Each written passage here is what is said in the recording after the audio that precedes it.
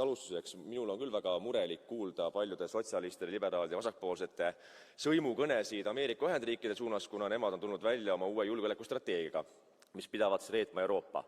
Minu meelest see on nagu ebarealistlik ootus, et kui viimased aastakümned on ameeriklased kinni maksnud Euroopa julgeoleku samal ajal, et siis vasakpoolsed saaksid panna miljardeid, immigrantide alla või sotsiaalsüsteemi alla või pensionite alla ja nüüd, kui öeldakse, et see enam ei ole USA huvides jätkuvalt pakkuda tasuta vihmavarju, siis on suur probleem. Ja mina selle sõimukõnega kaasa küll julgeks minna, kuna kui me vaatame Euroopa väikeriike, eriti naabruses nagu Põhja-Ida-Euroopa, siis meie jaoks on just nimelt eksistentsiaalne, et kuidas on meie suhted tagatud Ameerika Ühendriikidega.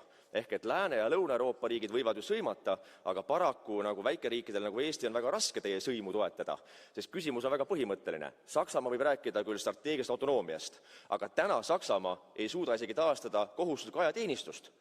Ehk et kellega peaks näiteks Eesti rohkem suhteid arendama, kas lootma Brüsseli mullile või pigem meie liitlasele USAle? Aitäh! Thank you very much.